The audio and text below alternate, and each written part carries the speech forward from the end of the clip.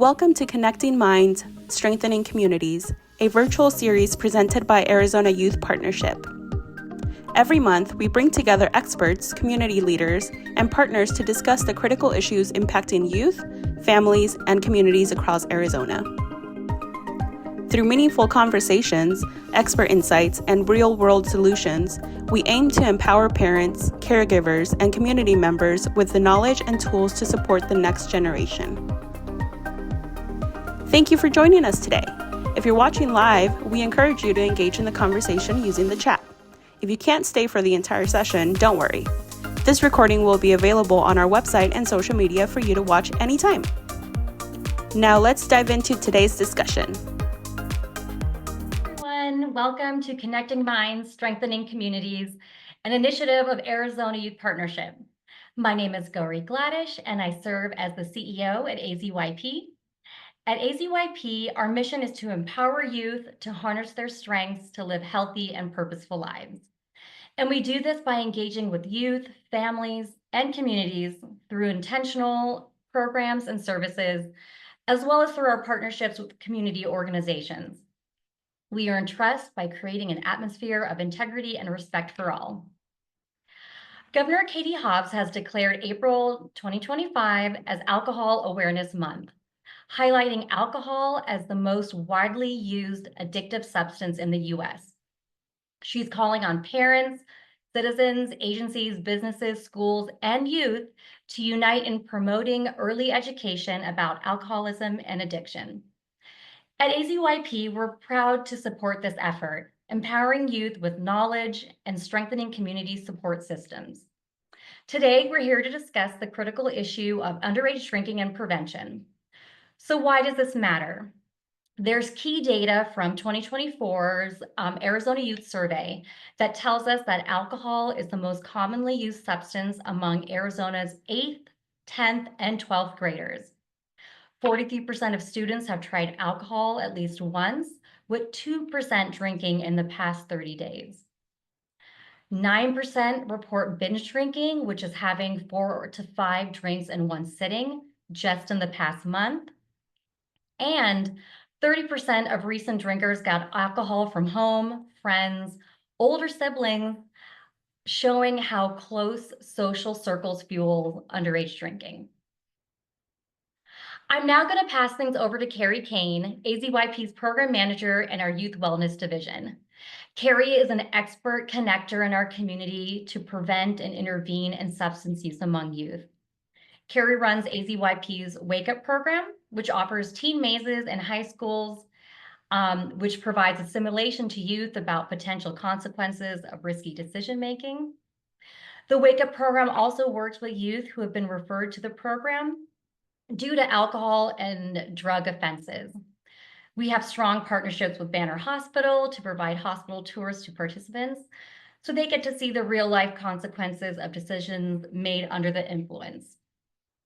All right, Carrie, I'm passing it to you. Take it away. Thank you, Gauri, and welcome. Hi, everyone. My name is Carrie. I am a program manager here at Arizona Youth Partnership, and I am so thrilled to introduce Jessica Valdez from the Arizona Department of Liquor Licenses and Control, the DLLC, who will be sharing information on what youth, parents, caregivers, and communities need to know about alcohol awareness and underage drinking and prevention. And on a personal note, I have had the privilege of working with Jessica on many occasions over the past few years. She is an amazing community partner, and she's also an amazing advocate for the youth in the community that she serves. So I'd like to welcome Jessica, and I'm excited to introduce Jessica, who's joining us today from the Arizona Department of Liquor License and Control, where she's been making waves as a non-sworn prevention specialist in their education and prevention unit since 2024. With 15 years of experience in corrections and community supervision, Jessica's a master at building trust and creating strong partnerships in the community, including AZYP. She serves as an officer with the San Bernardino and Maricopa County Adult Probation and has even trained others as a defense tactic instructor. Jessica has Jessica also has an impressive lineup of credentials. She's a certified trainer in adverse childhood experiences, ACEs, and youth mental health first aid. She's a certified facilitator for programs like One Circle Foundation, NCTI, PAX Tools, Parent Project, and Botvin Life Skills. In 2021, she made a bold career shift from officer to prevention outreach coordinator for substance misuse, driven by her passion for helping others, especially the youth in our communities. Since then, she's been out there forging tight connections with community organizations, government agencies, businesses, and schools to raise awareness and educate communities. Her mission is all about saving lives through prevention, and we are thrilled to have her here to share her expertise and energy with us today. So thanks for joining me today, Jessica, and for bringing your insight and expertise to the conversation. Hi, Jess. Hi, good morning. Good afternoon now, right? Absolutely. You gave us such a fantastic bio. Can you just start off by telling us more about why your work with youth is so important to you? For me, it started when I was working in juvenile probation. I think reaching the students or the youth at such an early age and providing that positive mentorship, giving them positive insight. A lot of times in a lot of communities, these youth don't have that great example. And it's not really because of always a choice of the parents, but sometimes it's like the socio and economical aspects. It's things that, as adults, sometimes we don't know better. And I'm guilty of that. So I want to take their innocence and kind of still keep it that way, reach the heart, make that connection, and just let them know that they're safe. Just educating them, letting them know, their purpose, their value, like what they can do, and just how much everything holds in the future for them, right? I think as youth, we oftentimes will say we know everything, or our parents are trying to kill our vibe and don't want to really let us live, right? Taking the fun, everything. But it's just reminding them that these potential like interventions, right, or preventions are for their better good. And it's because we love them, not because we don't want them to embrace life or enjoy life, but it's really because we want their safety to be imperative in their, in the world. So I think for me, that's my biggest passion when it comes to youth is there's just sponges. Yes. Yes, amazing. Thank you so much. And how does underage drinking impact a teen's brain development and decision making? And why does that matter for their future? Oh, it matters so much. And I wish, even for me as a youth, I wish I would have known a lot of this. Like we learn about the brain development, we learn about when the brain is fully developed. And so we're looking at 25, right? That's what they say right now. 25 is the age where it develops. The frontal lobe develops or is like near development at the age of 21, which is why the substances are of, legal age at that age. And I think it's just so important for us to recognize and learn what that really means. What is my frontal lobe? What is the reason for it? And it's that decision making aspect. It's the decision making part of the brain, knowing the coordination, knowing all these things. And so it's really important for parents and youth to understand that as you're putting a foreign substance in your body, it could build that tolerance, or it could um, potentially lead to an addiction if we're not properly intaking things, in a very healthy way. So for underage, as you're developing, you're putting these things in your body that can chemically imbalance, you know. Um, and obviously impair the decision-making aspects of it. You know, we don't have it fully developed. We still have a few more years. So if we're drinking at 15, 16, 17, there's still a huge gap in between those ages of the development. So where it could potentially be harmful to the full development and obviously delay the cognitive aspect of your brain. Amazing. You are exactly right. And kind of to piggyback on that as well, and in the working in the diversion program that I have here at Arizona Youth Partnership, one of the questions that I really wanted to ask you is, how can teens recognize when drinking turns into dangerous binge drinking? And what are the deadly risks? So we all know that youth go to parties and they don't think taking shot after shot or doing all that. How can they recognize when it turns into that binge drinking and possibly a problem? Well, your body's going to change.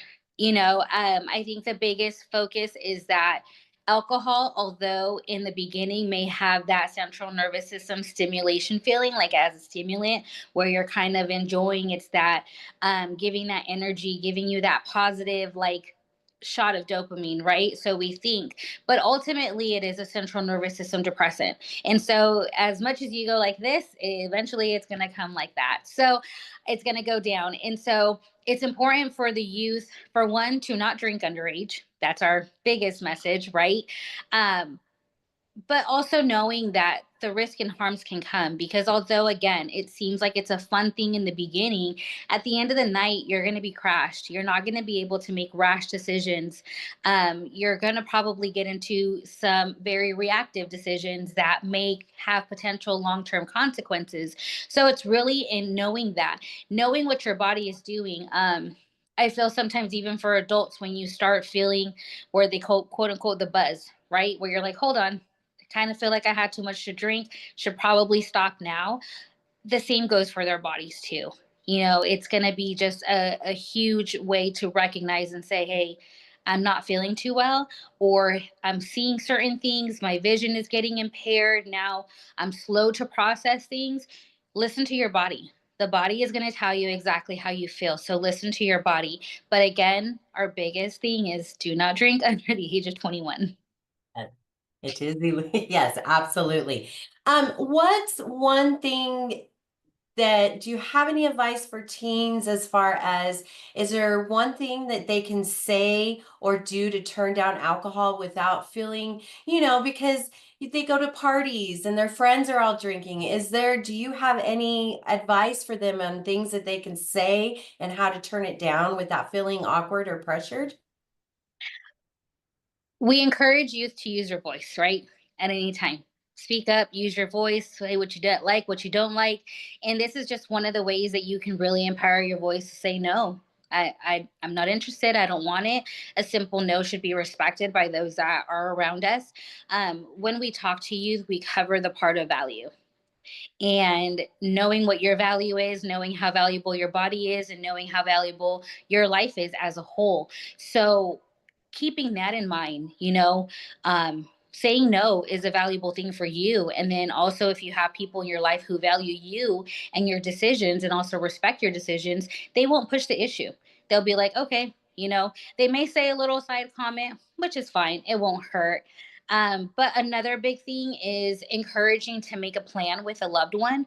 So if they are in unsafe situations, have a code word, have an emoji, have a phrase where if you know that you're in a harmful place or you're just not feeling safe anymore because of the pressures, call your mom and say, hey, I want a pizza.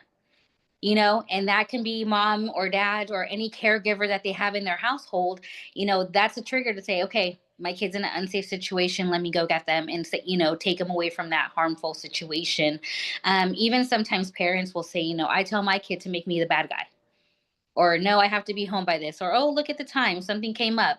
So there's really creative ways of being able to really tell your friends no. But at the end of the day, for the youth, the biggest message is that those people who really value you in your life will respect your no. Yes, yes, amazing. Are there any myths about alcohol that you hear from teens that maybe you'd like to clear up? Where do I start? Even with adults. So the first one is not dangerous. So it is a legal substance. So we don't want to take away and saying it's illegal. And for those that are over the age of 21, we definitely want responsible drinking and encourage responsible drinking. As the Department of Liquor, we cannot say that we're against alcohol. The three things that we are against are underage drinking, the overservice of establishments to their patrons, and then also acts of violence on the premise of a licensed establishment. So a lot of the myths are, if you drink water in between your drinks, then you won't get as drunk. If you eat something, you'll be sober. What other ones? But the biggest one I have to say is that alcohol isn't bad for you. It's not dangerous. And one of the biggest myths that we tell ourselves and lies is, I'm fine, I can drive, you know? So when it comes to those things, those are the things that I hear. A lot of students will say, alcohol isn't bad for you. It's not going to do anything for you. And that's the opportunity that I take to say, it may not happen now, but it can happen later, or it will catch up to you. And the biggest thing that I want to say to all the youth and also even our adults out there is, when we're giving this information, it's not saying that this is going to be a reality for you, but it's definitely a possibility for you. So all these consequences, all these risks, the health risks that come with it, even cirrhosis of the liver leading up to some cancers, diabetes. The ultimate thing is that blood does go into your bloodstream. So it does affect other areas. Our intestine is not our bloodstream. So the food that we're eating, the breaking down, it may absorb certain stuff, but it's definitely not going to sober you up. Oh, thank you. Thank you so much for clarifying that. I hear students say, "Oh, just eat bread." Yeah. No. Okay, now we're going to kind of switch gears and go into more of like the parent kid caregiver section. What are signs, if for parents out there that are watching this today, what are signs should parents look out for if they suspect their teen might be drinking or binge drinking, or maybe it's becoming more regular? I think one of the focuses is recognizing if something is going on, like with your teen, if there is a life-changing experience. It could be losing a family member, any traumatic experience that's going to cause any harmful or risky behaviors. So if there's already something potentially there, talk to your kid about healthy coping skills. That's a huge one. A lot of times alcohol or other substances are used to kind of suppress or not feel anything, or wanting to feel numb, and it's using in a way to cope. So my biggest encouragement for caregivers and loved ones is to talk to your child about what's going on. Physical symptoms that you can see when it comes to alcohol use: the smell. If they are abusing the substance, you're definitely going to smell it, whether it's on their clothes, on their body. Just seeing different patterns of activity. You'll see the watery eyes. You will see the disheveled appearance, people not really caring about what they look like. You can also see their speech, if they're speaking, but also all these effects can be from other substances as well, or it can be from lack of sleep. So I don't want it to go into an accusatory thing automatically, but definitely the smell. Look, if they have their own debit card, looking at what they're spending money on. Are they making cash withdrawals more than what they're doing? So are they frequently going to a liquor store now, or more stores, or what areas are they going to? A lot of times in the community, our community members know places who sell to underage, who don't care about those sales. So even knowing if they're frequently that area, just recognizing the patterns and really paying attention. But I think an open dialogue is probably the most important. We know that just as individuals, we don't want to be accused, but if someone's asking me like, "Hey, what's going on with you, are you okay?" I think I'm more prone to probably saying something else than versus like, "I see you acting different, are you abusing alcohol?" So really the approach of how we talk to our youth about these things, it's more of a area of care and concern. Awesome. Thank you, Jessica. This is amazing. To kind of piggyback off that as well, how can parents talk to their kids about alcohol in a way that it actually gets through to them? Like, do you have any suggestions? Because it is a hard subject for parents to broach sometimes. So, any advice? What one thing for me in talking to the youth or getting feedback from them is really leading by example. And it's not necessarily to say that you can't drink, or, I tell the youth all the time, hey, your parents are over the age of 21. So if they choose to drink, I mean, legally they can. They are able to. But I feel when I say lead by example is don't drink and drive. Know your limit. If we're going somewhere and there's going to be alcohol involved, choose a parent who's going to drink and choose the parent who's going to drive, or have a plan, kind of encouraging in that way. Also being factual, letting them know that it's a brain development. Like, hey, do you want to be successful? Look at examples that you can choose. And it's really not knocking anyone down, but we all go through life struggles, and we talk to youth about, like, hey, when you see a person who is asking for money on the side of the street and they look disheveled or they look unhoused, like, what consequences what actions do you think led to that consequence? And so kind of using that. And it's not really putting that person down, because we don't know struggle. So we want to be empathetic to people and not judge. But it's saying, what can potentially happen here? It doesn't mean that's their story, but this can potentially happen to you as well.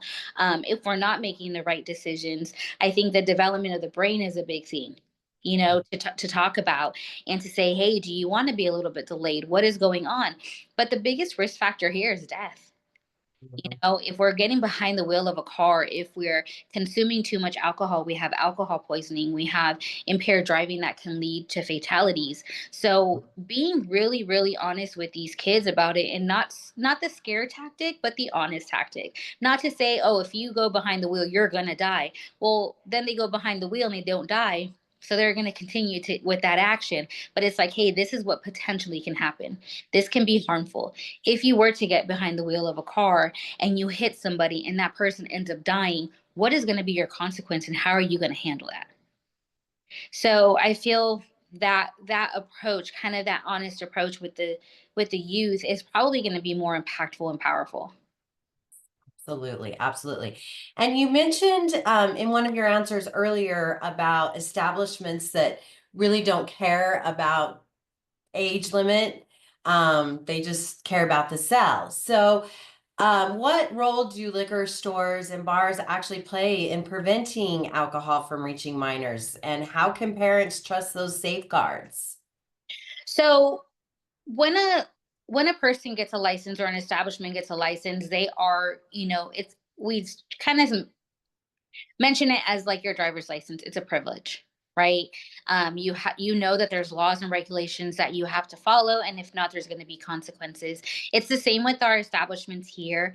It's letting them know, again, the top three things that we are looking for, and our enforcement is going to be the service of underage, the over service to their patrons, and the acts of violence. So we have our special agents and our investigations unit that will go and ensure that they'll enforce it. So if we're complaint driven, just because of the amount of agents we have in the state of Arizona versus the amount of establishments we have in Arizona, it's greater. We have so many establishments that are licensed, so we are complaint driven. So if we get information from the community or our law enforcement partners or our community organization saying, hey, these kids are saying that this place is the one who's selling underage, or they're able to get liquor here, and this is a frequent spot that they go to, like, they know that if they go, they don't ID, they just sell them the liquor. We encourage the community to contact us and give us that information so that we can go and conduct an investigation to that location. Because ultimately, as much as we encourage, everyone to follow the protocol of the establishments and being licensed, we want to ensure that the ones who are doing their job are staying in business and don't get in trouble. And we want to ensure that we are aware of those establishments that aren't following the rules, so we can take action on that, so that we are able to keep our community safer. Awesome. And thank you because I wasn't aware of those. And I'm sure for parents out there, there are safeguards that make us feel safe. Now, I always get this from parents sometimes is, well, I'd rather my kids be here drinking with me at home than out somewhere where they can get in a car accident or trouble. Are there specific Arizona laws parents should know about holding adults accountable for giving alcohol to minors? So there are. So we do Okay. have our Title IV laws are the laws pertaining to alcohol. So those are the laws that they're all misdemeanors, they're not felonies, but those are the laws that we have in place to be able to fine or charge parents, youth, and even establishments. So if you're furnishing to an underage, we have Title 4-244.9, and so that's furnishing to an underage. We also have our social host ordinance, which is going to be dependent on the municipality, because not every city will have that, but we do have it as a state level, the social host, saying that if you are conducting a party or having a party in your home and you're allowing underage drinking to occur, then you can be held liable as well. So that law would be like if they have house parties and they're, let's just say a police officer gets called out for a disturbance, and then upon arriving he sees that there's underage drinking, the person who is over the age of 21 will be held liable, and the person who owns the house. So there are laws for that. There's a lot of underage drinking laws that those are also misdemeanors. So we even there is a law for anyone that's a border town as well. So we know that Mexico's legal age of alcohol consumption is 18. So a lot of 18-year-olds will go cross over to Mexico and then try to come back into the States. Well, in the States, the age is still 21. So when it comes to that, they have 4-244.1, which is underage having the alcohol in their body. So then they can be fined for that. So even though the consumption was in Mexico at the legal age of 18, because they're 18, once they cross over to the States, then now our Title IV laws apply. You are just a plethora of information today. Thank you so much. Okay, now we're going to kind of switch gears again, and we're going to move over toward like more community wise, because a lot of people think that, and a lot of youth today, and even maybe the parents think that this is just a we problem, but this affects everybody in the community. So how does underage drinking impact our communities here in Arizona, beyond just the individual teen that gets caught or parent? Oh, that's so. In Arizona, again, we are a border state. So a lot of that happens, in our southern regions where the border is closer. Here, it's a lot of the impairment. Arizona has a lot of activities that go on here. So, for example, the Waste Management Open is one big one where you do have teens. And so that type of problem that we kind of get here is just a lack of education, because we have a lot of people who travel. There's different states that have different ordinances and different laws, when it comes to youth and drinking, and even with the parents. So there are some states that um, a parent can purchase the alcohol and then give it to their minor child. And so a lot of times it's just a lack of education here. In Arizona, we do have a lot of bars around college towns. And so even though there are some college students that are over the age of 21, the majority of them aren't. And so making sure and encouraging our establishments to please check these IDs, because they have some good fake IDs. These students are obtaining good fake IDs, or they have older friends. So even if they're getting into the bar but not drinking at the bar, they can have older friends that are allowing them to pregame. Yeah. There's a lot of that when it comes to Arizona and what we see. But the fake IDs is probably the biggest one that we see. And, that's how they could potentially get. A lot of times these youth are looking a lot older as well. So it's, it's kind of as much as we want to hold our establishments accountable for every single fake ID or every single youth, we want to encourage that they can continue to make the way to stop this from happening. And so even reporting it or turning away, we know it's hard because it's a business, but even turning those away and saying, hey, no, we're not having that here for you.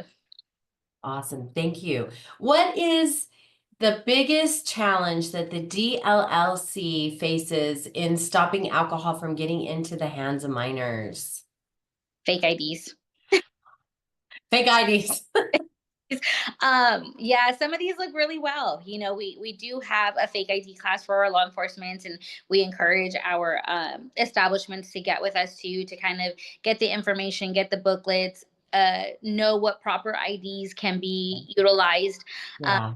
but that's kind of the biggest thing, is just the fake IDs, and some Mhm. of them will scan. So then, even if the establishment is scanning the ID, it's still showing that the person is 21, and so, you know, it's the sale's still going to happen. Okay. But the other challenge is also finding those establishments that aren't being reported. Mhm. If neighborhoods know that, report it to us. Please let us know so that our investigators can conduct investigations. And again, we want to hold those responsible for not following the protocol, and we want them to be accountable for their actions. Gotcha. Are you what trends are you seeing in youth alcohol use? Have you seen in Arizona like over the past few years? Are there any trends you're noticing? Is it going down? Is it usage consumption going up? What are the trends? So the fortunate part is, I know Gory mentioned the Arizona Youth Survey, and so from 2022 to now, we are seeing a decline in the use, but it is still the number one used substance amongst teens. So seeing the decline is great. We want that. I think that shows the work of the coalitions, of the organizations, hopefully of our department being out there a little bit more and just saying, like, no, we're going to hold you accountable, you know, for these actions. But when it comes to trends, I don't really see any trends like if we see with other substances, like if they're sneaking it. I think it's still the same, like putting it in water bottles, or putting it, you know, mixing it in sodas, or doing different things with an already like liquid, right? But there's really not anything in particular that we're seeing when it comes to the alcohol use. There's no sneaky ways of doing stuff. I know they're getting greater in mixing things. um and probably the binge drinking is the biggest trend right now, is just, I guess they see no harm in it in the moment, or we're just not educating enough. But yeah, that's the biggest thing. I don't see other major trends like we see in other substances. Okay, great. Jessica, how can, for those of the community members out there and parents that are out there, how can community members report suspicious activity like adults buying alcohol for teens, or if they know of an establishment? How do they go about reporting that to you?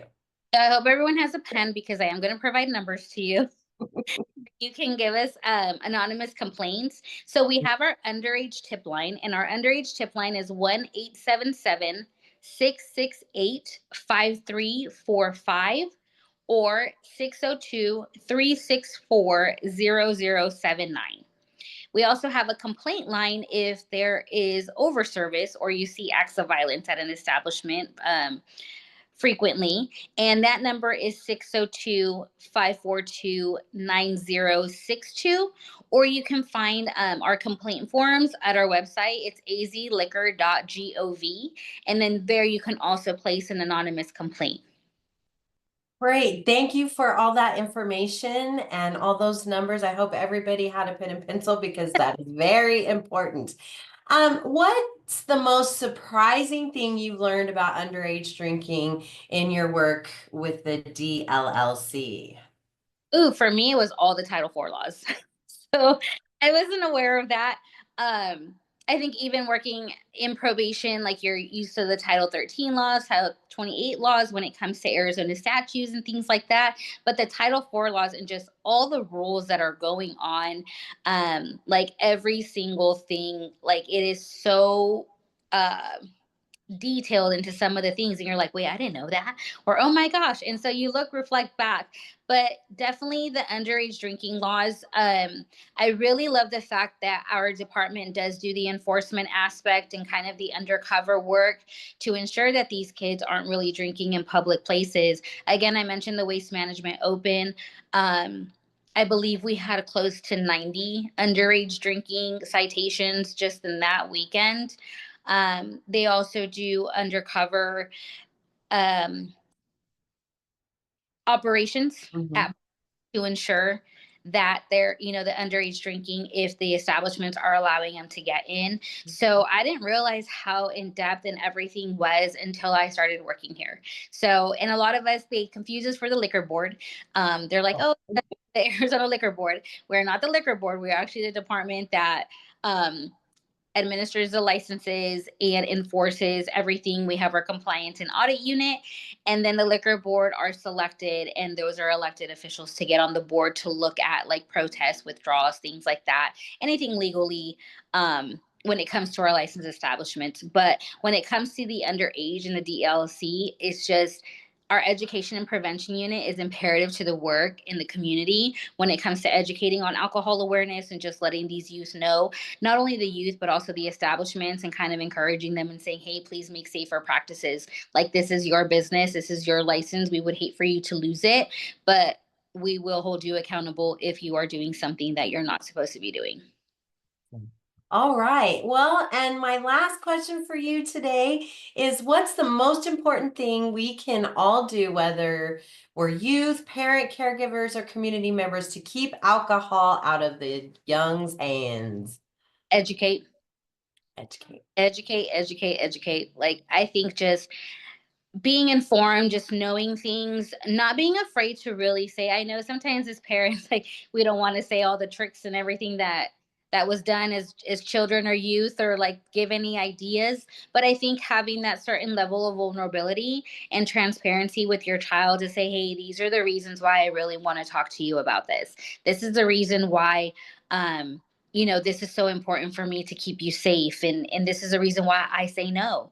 It's just the education. Times have changed. There are so many different things with alcohol that are involved. Again, people are mixing it with different things. Alcohol is just, it has so many additives now that you don't even know sometimes what you could be drinking. People have become bolder in my opinion, not department opinion, but in my opinion, people have become bolder in, spiking drinks, or putting something in, or being more trustworthy. And so it's really, really important for these parents to educate their youth, not just on the dangers, risk, and harms, but the safety components of what can actually happen, when you're out there. Hey, when you're looking at a party, like, scan the exit. Please let me know who you're with. Share your location. I always encourage the youth. I'm like, if you know that you shouldn't be doing something, you get that feeling, I encourage you to not do it. But if you continue to do it, please have your location shared with a trusted adult. Please at least let somebody know where you are at all times. So just having those real vulnerable, transparent conversations with your youth, as much as we may feel that they're not listening, I feel a lot of times they do listen, because I get a lot of feedback in my presentations, or I get a lot of, side conversations, or these youth are also looking at you as an example. I've had plenty of youth come up to me and say, how can I help my mom or dad? Like, I know, they drink a lot, or I've gotten in the car with them intoxicated. Like, what can I do? And so it's really important to know that these kids they're looking at everything. So educating them, just having those real conversations with them. Because if it's not going to be from you, it's going to be from social media. Absolutely. Well, Jessica, it has been such a pleasure to have you here today and to interview you. And on a personal note, thank you for all that you've done for AZYP and our partnership and the work that we've done together. You are just a joy to work with, and I appreciate you so much. And you are doing amazing things in this world. I'm going to pass it back over to Gory now for some time for a Q&A. Thank you, Jessica. Carrie. Thanks, Carrie. Jessica, this conversation has been so insightful as a parent who now has a middle schooler and is starting to hear things, be a little more in tune with the examples that are happening around him. So I really appreciate this as a parent caregiver. Thank you so much for all your knowledge. And you said something that I just loved. And that is for parents and caregivers to create a plan, like a code word to use with their youth to get them out of the situations where they just don't want to be in anymore. I just appreciate that. That's something I'm going to take for sure back to my family and talk to my son about it. You know, he's at that age. We got to create those plans. We do. And one big thing that I tell the youth with creating the plan, I said, hey, if your parent allows you to drink, I can't judge that. You know, that's your household. The only thing I encourage is now that they know better, they do better. But the example I give is they will be upset if you wake them up at 1, 2 a.m. I'm pretty sure they will be, but I'm sure they would rather get that phone call or that text than the knock on the door saying that you're not coming home because you were scared to reach out. And so that's my biggest thing with them is make sure that you are having that plan. Yes, they're going to be upset. There'll probably be a consequence, you know, based on that decision that you chose to make, but that decision will keep you alive. Yeah. Oh, I love that. Thank you. Thanks. We did have one Q&A question, and that is, what resources does the department recommend for parents and caregivers who want to educate their kids about underage drinking? The biggest thing that I can encourage is going to your local organizations. There are going to be resources online, whether it's adverse childhood experiences, having those conversations when it comes to underlying trauma or any events that can occur, so that we are coping in a healthy way and not a negative way. But the biggest thing is these organizations have all these tools for you, or even classes for free, presentations for free, you know, even us parents or caregivers making sure that we're staying knowledgeable and on top of what is going on. So the resources is utilize your community. You know, go in there, utilize them, ask the question, say what you can do. If there's something going on in your community that you see, that's a resource as well. You know, I provided the lines and the numbers. So local law enforcement, they all have community action or community engagement uh, partners there. They have those teams, they have that unit. So talk to them. If there's board meetings, and I encourage people going to board meetings or going to anything within your city or the ordinances, because your voice is going to be the one who creates the change. So you yourself as an individual, knowing what you know in your community is a resource. But most of all, utilize the organizations that offer these educational components for free and offer the support, professional help if you have someone who is struggling. Let's talk about it. Let's not overlook it, or let's not try to discourage. Like, let's break the stigma. Let's be able to say something is going on here and I want to be able to help it. Yeah. That's great. Thank you so much. And you led us into a little bit of a segue, and feel free to stay on, but I'm going to ask Carrie to come back on screen to talk more about what AZYP is doing through our programs and partnerships to reduce and prevent underage drinking. And Jessica, please stay on. Because I know you personally have participated in so many of our programs at AZYP that do exactly this that we're talking about, reducing underage drinking and encouraging prevention. So, Carrie, can you just tell us a little bit more about the Wake Up program and Teen Maine? Absolutely, I would gladly. So our Wake Up program is a diversion program. It's for youth within the Tucson, Pima County area. They get in trouble at school for vaping nicotine, vaping marijuana, bringing in alcohol to the classroom. So they get caught by the school, and then they have to come to our diversion program, which is they come to an orientation session.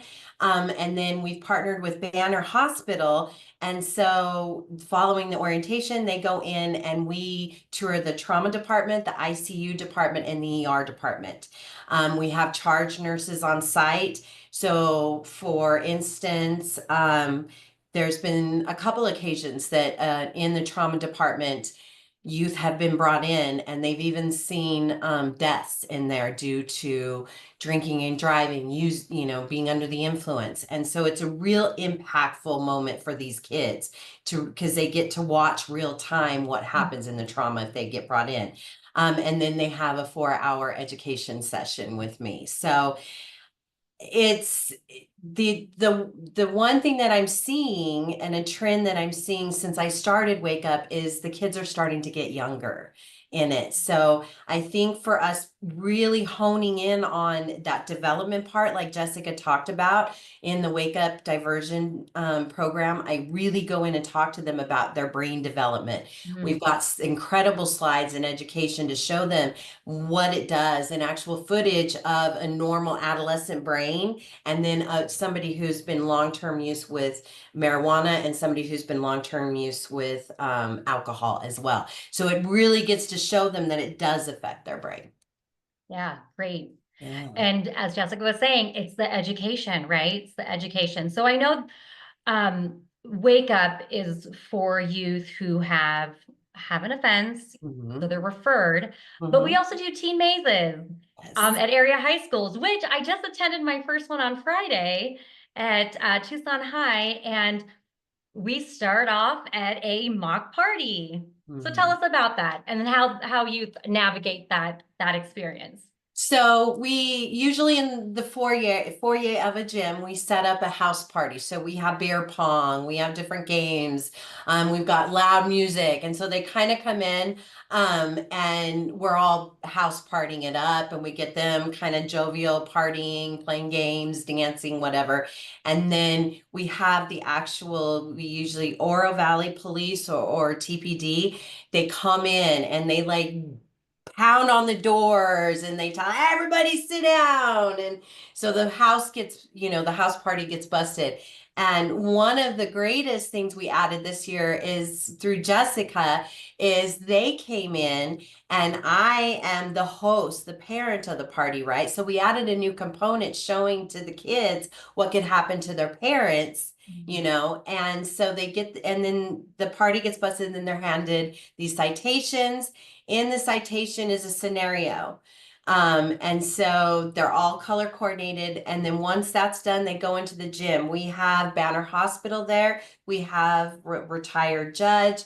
We have Pima Community College and U of A. We have military there. We have probation. We have parole. We have my diversion course. We have substance use. And so we have all these stations, and they spend about 8 minutes depending on what their scenario is. So they each get a scenario. One of them is you didn't get caught by the police, you left the party, but you weren't drinking, but you got in the car with somebody who was, and you got in an accident and you killed somebody on your way home type thing. And so they follow what could happen all the way through. And it really gets the kids to think about what could happen. And with all of our community partners, it just makes such a huge impact. They get from the laws, what could happen to them, all the way down to, going through and developing a substance use problem in the future. So it's very impactful, and I'm so grateful for all our community members that helped me with it, and my team, amazing. It's a lot of fun. Oh, that's great. I had a great time being there. And as I was talking with each of our partners, I said, if youth who attend this teen maze can just pick up one thing, one bit of knowledge from each of the tables, or one bit of knowledge for the whole event, like we have done our job. So you all do such a great job with that, Oh, thank you. that whole experience for youth. Yeah. So I know we also have leadership institutes and leadership conferences throughout the state based on our various grants. And Jessica, if you're still there, if you want to talk about your experience, if you're up to it, with the summer leadership conferences, and talking to the youth about substance use prevention and preventing underage drinking. I'm still here. So yes. But I also want to highlight, before I do that, I also want to highlight Wake Up and the Teen Maze. So yes, we were incorporated in Teen Maze. I have a history with AZYP prior to coming to the Department of Liquor. So I am so grateful for the work that you all do, because the Teen Maze I am a fan of. And I was like, we need to get in there. We need to do this, just because you do touch the lives of these youth, like especially in your scenario based, what you're doing, how you're talking to them, and the partners that you have, because it's their critical thinking skills now. Now it's like, hold on, you start off with fun, but then we get into the reality of things. I love that component. I definitely, I've always been a fan. I've expressed how much I'm a fan of that. But with the summer leadership conferences, I did participate last year. And I think it's such a great thing too, because these kids, like I said, are sponges. And so when you ask questions, they want you to know that they know the answer. And so just seeing that aspect of it, seeing these kids take charge of it, and then just recognizing like, no, I don't want to do that. Like you're giving them information, but not also that, like they're taking everything from the examples that they're seeing. One activity that we do in a lot of the areas that we work in is the impairment goggles. I encourage to stay away from the drunk goggles, like saying that, because then these kids are like, oh, this is what it feels like to be drunk. Great, I can do this. I can walk this straight line. But it's also just using it as a tool of saying, hey, with the impairment goggles, I didn't give you a shot of beer or a shot of liquor. I didn't give you a beer to drink. Like this is just you and these goggles. This is a tool that we're utilizing. And just with this simple tool, you were unable to have some coordination. Now, can you imagine having a substance in your body? And so their brains literally start thinking and they're just like, hold on, you're right. I couldn't even walk a straight line. And this whole time I thought I was. But just seeing the level of knowledge that these kids have is just so great to see. And then seeing all the fruit of your labor going in and just feeding that brain is such a sight to see, because there's so many different um, programs within AZYP, right, that you all have. And so each of you are incorporating something for these kids to be able to take home and then even share with their families and hopefully share with their peers. Yeah. Well, thank you. Yes.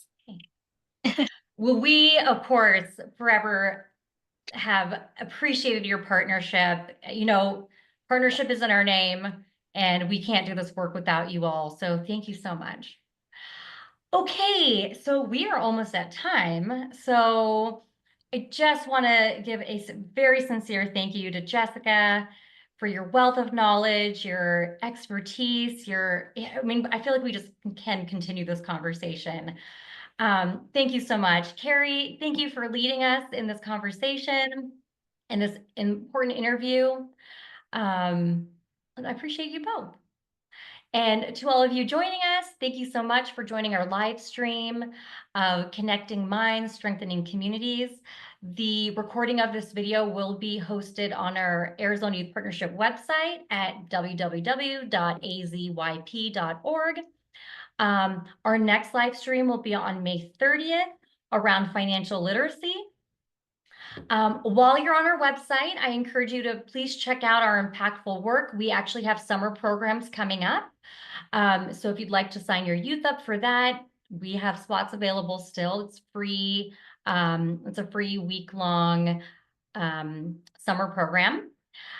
And of course, on behalf of the entire team at AZYP, I invite you to support our work by donating whatever you can to support our mission. I hope you all have a great weekend, and thank you so much.